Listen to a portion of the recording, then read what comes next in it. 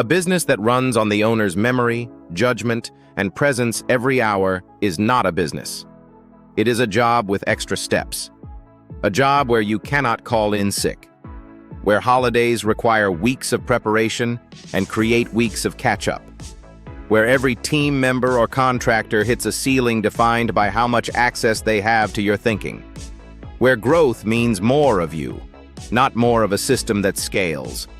I had built exactly this kind of business. Not intentionally, gradually. One workaround at a time, one undocumented process at a time, one decision that only I could make, because only I understood why it was made that way. 30 days of AI-assisted systemization changed this. Not perfectly, not completely, but enough that the business now runs more on documented process than on my continuous presence. And that difference is the difference between a business and a job. Welcome to Tech Talk Tech. We upload every single day with fresh AI strategies. Subscribe now and hit the bell so you never miss tomorrow's video. Why most businesses never get systemized. Most business owners know their business would run better with documented systems. Most business owners never create them. The gap exists for 3 specific reasons. Documentation feels like a distraction from the real work. When the business is busy, which it almost always is, taking time to document how things work feels like stopping production to describe the production process. The urgent always displaces the important. The owner does not know where to start. A business has dozens of processes.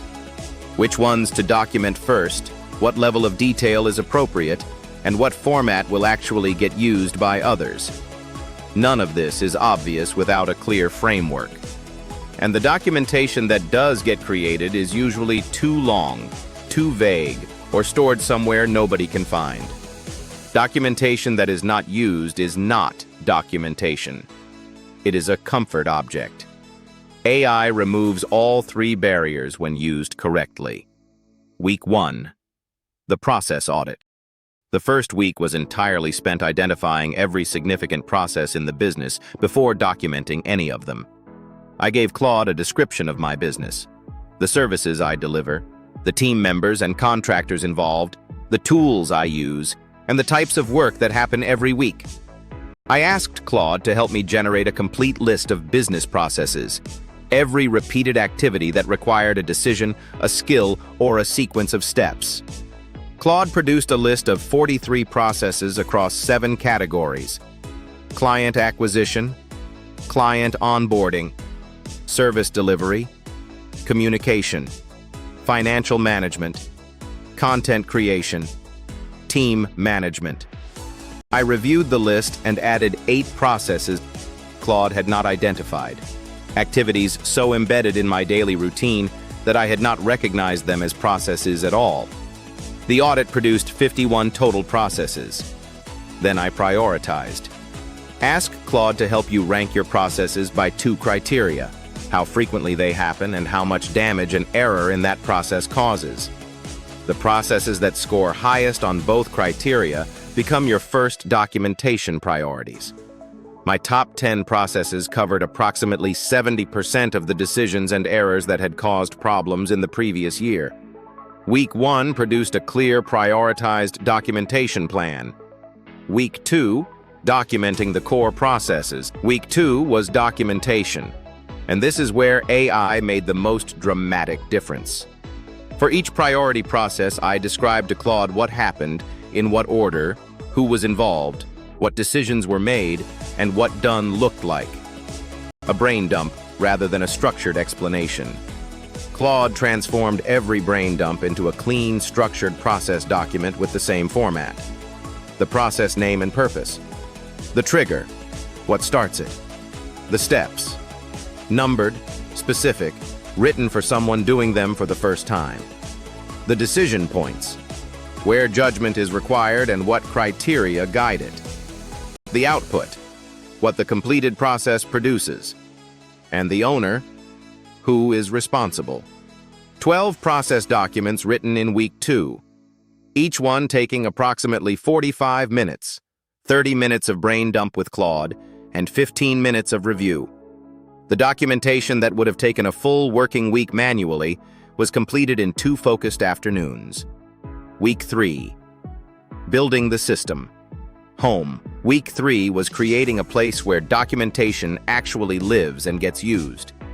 Documentation stored in a folder nobody opens is not a system.